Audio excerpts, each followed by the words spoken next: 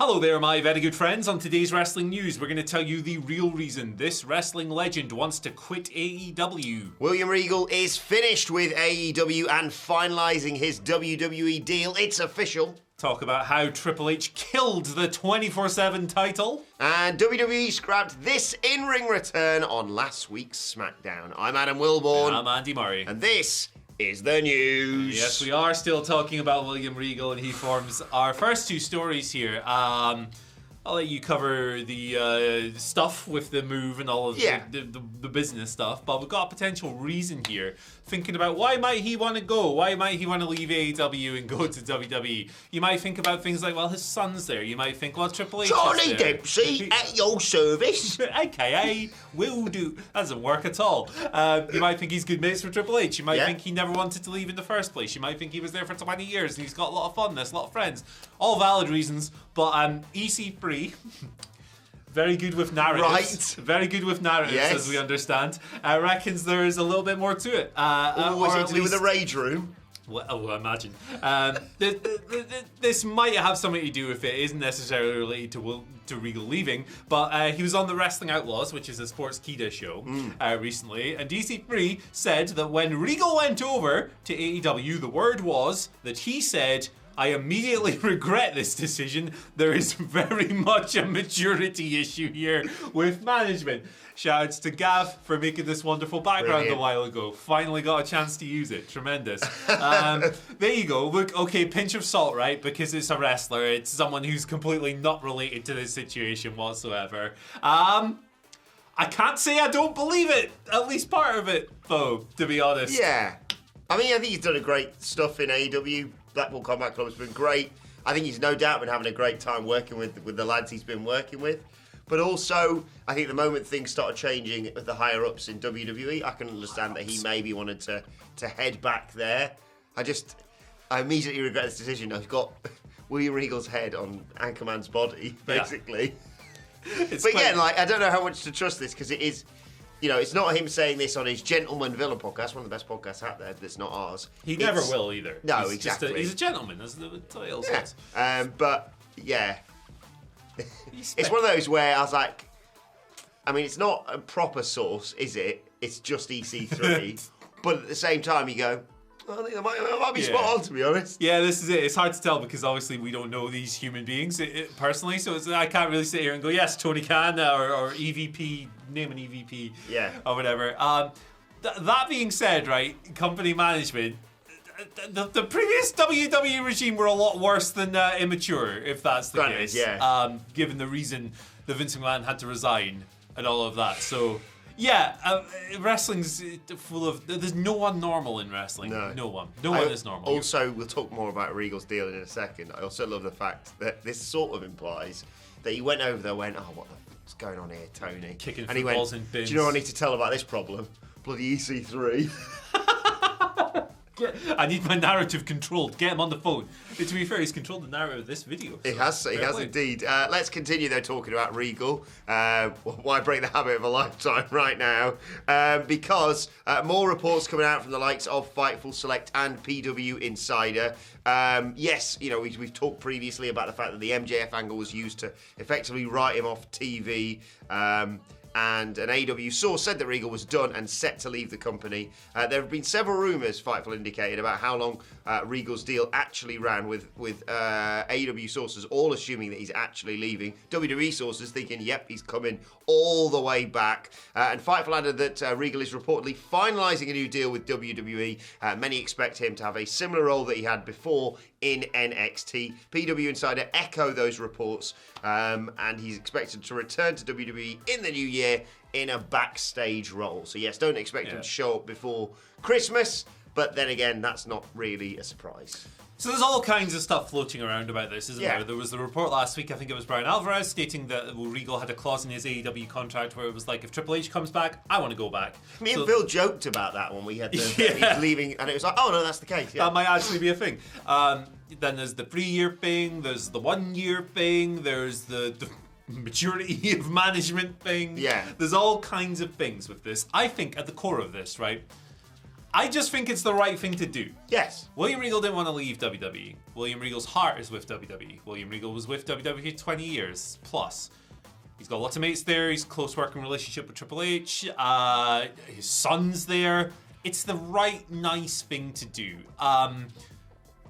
Yeah, like Tony Khan obviously respects him a fair bit. Yeah. I wonder if maybe they'll make the compromise of, well, you can go there, but for the remaining terms of your AEW deal, you can't be on camera. Maybe it's just backstage for a couple of years. Maybe they'll come to some kind of deal like that, and you can unpack that whatever way you want.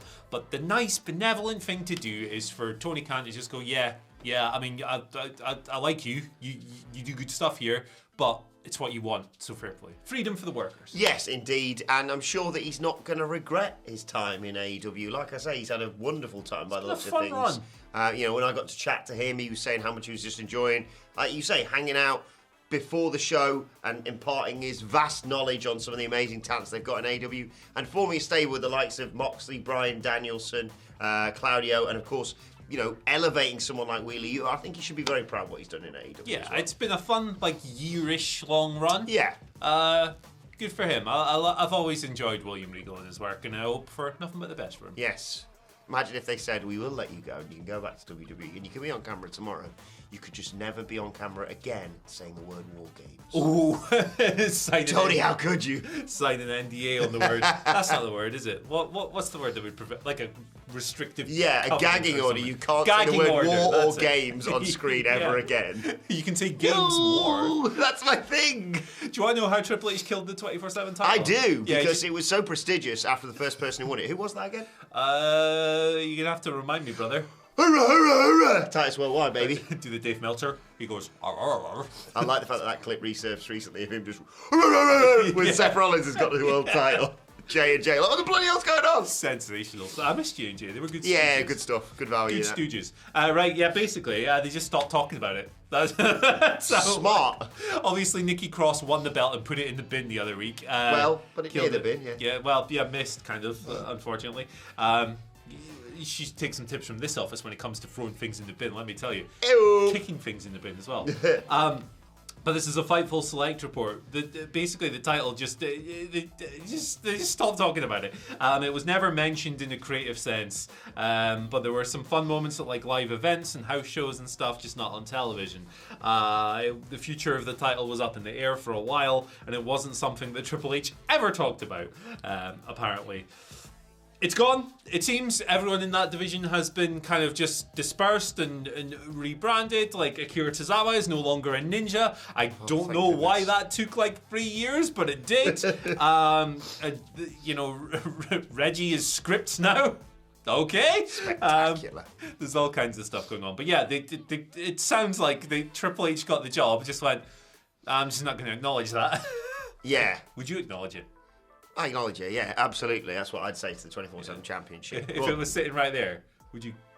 Absolutely, yeah. The ones. I mean, I'm not exactly surprised by it. I mean, it already sucked, and then Triple H, not exactly a known guy for wacky furs. Yeah. Because I enjoyed parts of it. I got to say, people just say, oh, it was all rubbish. It wasn't all rubbish, was it? The stuff with Jinder and R-Truth, Drake Maverick in particular, it was a fun little, 2-minute sketch that you could get on Monday Night Raw. It did piss me off when you're having a serious wrestling match, and then they'd be like, whoa, here come all the guys, and slide through the ring, and 6 people would win the title, and they piss off, and you'd be like, right, cool, back to the wrestling then, I suppose. And yeah, by the end, it was just utter. The bit where they flirted with Becky Lynch fighting for it, I was like, that needs to be killed right now. Cook it, stick a fork. It was awful from the moment it was revealed in terms of looks, but there was something there initially, but I'm glad it's gone. Mick Foley looked embarrassed unveiling it, didn't he? Yeah, why do they do that? They've given them bloody jam belt, they gave him this. Why don't they give him a good title to reveal? If they do decide, right, one big title, it'll probably be the Fiend belt again. Bring him home. Right, let's talk a little bit about an in-ring debut that was scrapped for this week's SmackDown, or maybe it wasn't. Maybe it was just a clear. Well, it was Scarlett. Scarlett is who it was going to be. Fightful Select, right, had reported that Scarlett had been sort of planned to be involved in some stuff on SmackDown, and the dark taping afterwards, a dark match on the 2nd of December. It was going to be her, Karrion Kross, and Damian Priest against Braun Strowman, Matt Riddle, and Liv Morgan. The match still went ahead, I believe, but with no Scarlett in it. I don't know. I saw something about that on Twitter, and my brain is fuzzy, but I do remember something. Anyway, that was attributed to an internal error. I like this. It was either that or a cancelled pitch. One source said, Scarlett being in a match would be a surprise to her. Scarlett, where's your gear? Huh? You're on. What are you doing? Yeah, why didn't you bring your gear? You haven't wrestled in like 6 months, but... Yeah, she was never informed that she would be stepping in between the ropes. Plans were put together well before Friday, but yes, I think probably it was more of a clerical error from the sounds of this because I sensed turning around someone 10 minutes beforehand going, cool, so we're going to wrap the show up, send all the fans who are watching at home happy, and then you go out there and work, I don't know, 10, 15 minutes with Liv. Huh? Yeah, it'd be the equivalent of you coming into work and going, hey man, can you do this Pokemon video? Like, it would just be funny. I wonder if they maybe did it as a rib. Like, just go, maybe. Yeah, you're working tonight. Only joking. Weird thing this, I guess.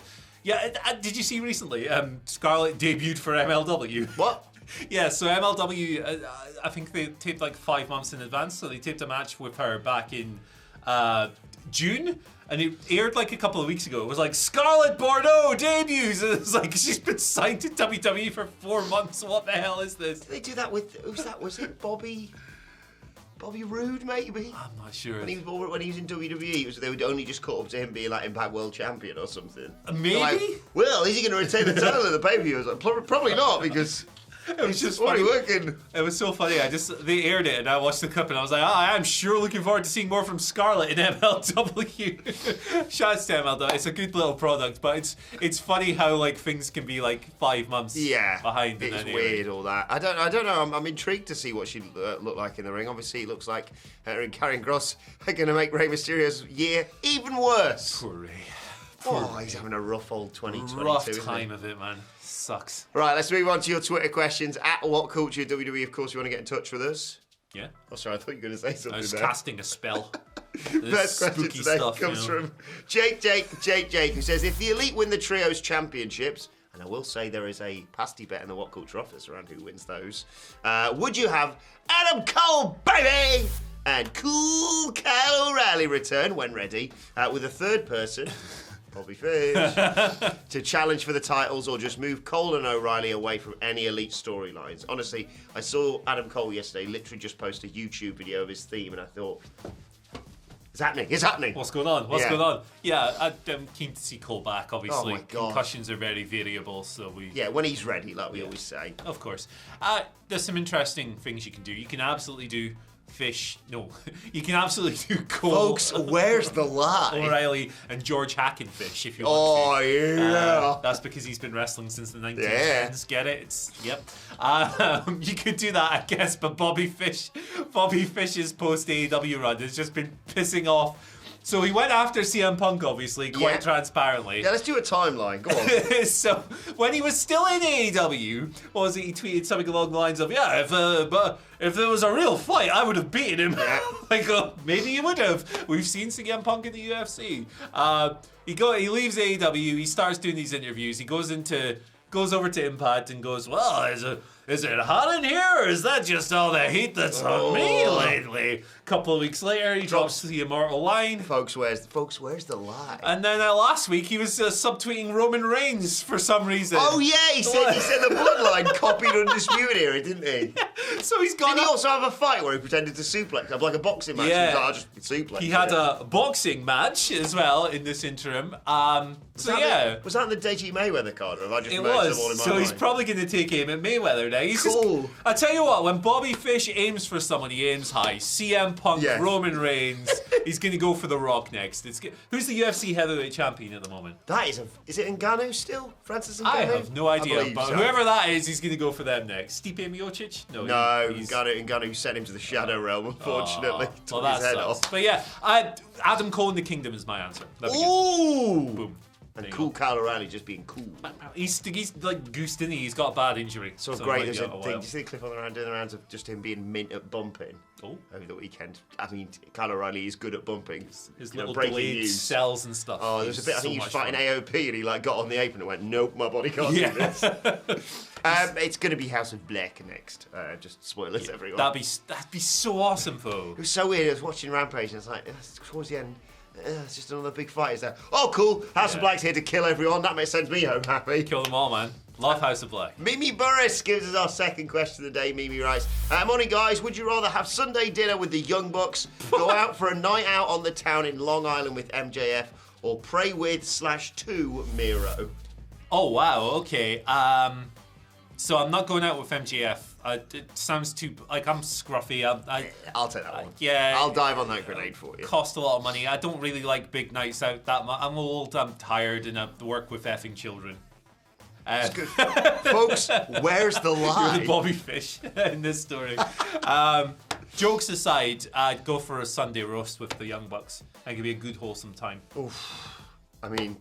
I always pray to Miro. I pray mainly to see Miro back in wrestling. Really. Yeah, what is going on there? But, night out with MJF every day of the week, baby. Sounds like hell, man. Even though, I would be going, now at my age, I'd be like, oh, Max, should we wrap it up? It's getting like 10:30 now. Yeah, man. I've got stuff to do tomorrow. What wrestler do you think would be the best night out? And what do you think would be the worst?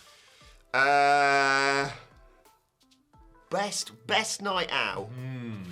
I think R-Truth would be fun. He's always getting into some capers, some rascal behaviour. Worst night out would be Bray Wyatt. Oh yeah, because he'd get drunk and he'd be like, I need to tell you. Like people talk a load of bollocks anyway when they're pissed. He does it when he's sober, so. You know how at the end of the night sometimes the bars close or wherever you go to the casino because it's open all night. He'd take you to Da Swamp. And that wouldn't be fun. I tell you what, who would be going to surprise some people. The person I wouldn't like to go on a night out with, Tony D. Tony D'Angelo from NXT. No. You're just going to get into some trouble there. Waste management stuff. You're dumping a body in marshes by the end of the night and really regretting your decisions. Titus. I want to go out and drink with Titus. Yeah, he's a nice man. A lovely bloke he is. Nice man. WWE just... The Good Brothers. Oh my God. I mean, it'd be good, and then you'd never be able to drink again. You know, like some drinks you can't go back to because you're like, I can't drink cider because I drank it at university. Everything with them. That's it. It's over. Final question today, and I'm glad you asked this, Brian. Brian George, great Twitter handle by the way, at Halifax Ninja. Well played, Brian. Right, hello, gents. Do you think it's weird that Mordecai/Kevin Thorne was one of the lumberjacks on Rampage and the commentators made no reference to it? Maybe they did and I missed it. I will say this, Brian, I'll swear it might have been picture in picture that JR just went, was that Kevin Thorne? And I was like, wait, rewind. So you got all the wacky stuff on. If you didn't see it, it was QT Marshall challenging Orange Cassidy for the All Atlantic Championship, and it was a lumberjack match. So there was the factory out there was the best friend, and then there was just people: Ethan Page, Matt Hardy, Private Party, all that bollocks, right? And then you were looking, and you were like, that guy looks familiar. It was Mordecai, wasn't it? It was Kevin Thorne just hanging out. It's weird, isn't it? Did he do a dark elevation match or something? I don't know. What's occurring there? What is it? I like it when they use random, like, WWE old, like, 20 years ago. Like, Colin Delaney's wrestled for AEW. Yeah. Crowbar from WCW. He had a dark match. Glacier obviously did it years ago, yeah. God, who else could you throw in there, man? Gangrel's been on, obviously. Of course, they were going to do more with him, weren't they, before the Edge? Yeah. Edge bloody ruined it. Come on, Edge, you selfish man. Of course not. Who else could we get in there, man? What kind of mid-carders? What's Jackson Andrews up to these days? What's the Welsh guy who was like massive? Batista. Mason Ryan. Yeah, get him on. Absolutely. Why not? Randomly, I was looking up the other day. I think he's in Cirque du Soleil. So, fair play. He's there probably you go. a good base, catching all the flying guys. Awesome. I'm gonna ask Sige about this whole Mordecai thing on the Rampage review though later. I'm gonna I'm gonna review. I'm gonna write Mordecai's All Elite. Let's get him involved. Why not? Right. Let's move on to today's and finally. Andy Murray, what is your favourite joke in The Office about Michael Hamflett? How old he is? Yeah, he's old. He's ancient. He's really old. He's like Bobby Fish. James has been in touch at Jamstera on Twitter, who sent us this photo from Raw in May 1998. Have you seen this? No, I don't think so. Undertaker's in the ring, and the crowd, there's a lot of them doing the Nation of Domination salute. And I'm going to zoom in here on this little guy wearing the NWO shirt. You tell me that is not Michael Hamflett. May of 1998. Hold on. And who's that behind him there with the glasses? It's Michael Sidgwick. Sid and Hamlet, time travelling back to Raw in May of 1998 to do a Nation of Domination salute to The Undertaker. What a spot that is by James. And they both love The Undertaker as well. Indeed. Famously. And who do they love more than The Undertaker? That's right, Kane. Papa H. Let's know your thoughts on that and all today's... What do you call Michael Hamlet when he's getting fired up for Papa H? Go on. Done for Hurst Helmsley. There you go. Yep. Let's know your thoughts on that and all today's news stories in the comment section below. Like, share, subscribe to What Culture Wrestling. Free. Wherever you get your podcast from. For daily wrestling podcasts, we're going to review SmackDown, we're going to review Rampage, and we're going to look ahead to Monday Night Raw a little bit later on today. Thoughts, Twitter questions, all the good stuff at WhatCulture WWE on Twitter. Watch there, you can follow both of us. You can follow Andy Murray at Andy H. Murray. The H stands for Zelda. It also stands for home, because that's where football's coming. In your dreams. Yeah, we're going to get knocked up by France, aren't we? Giroux's going to pump you. Yeah, and what I happily take that from that handsome man. Record goal scorer. What a guy. And Mbappe looks quite good, doesn't he? Mbappe. One for the future. No, he's in the mud. I heard he was finished, actually. No, that's P&L Pessi you're thinking of. Oh, Pevin De Bruyne. Pomelu. Bukaku. He missed a lot of sitters the other day. Silly, Very bad. Silly man. Adam Wilmore for me. Come on, Japan. Let's go. Yes, come on, Japan. Let's at do What it. Culture WWE Woo! for all of us. Thanks, Andy Murray. Thank you for joining us. And we will see you soon.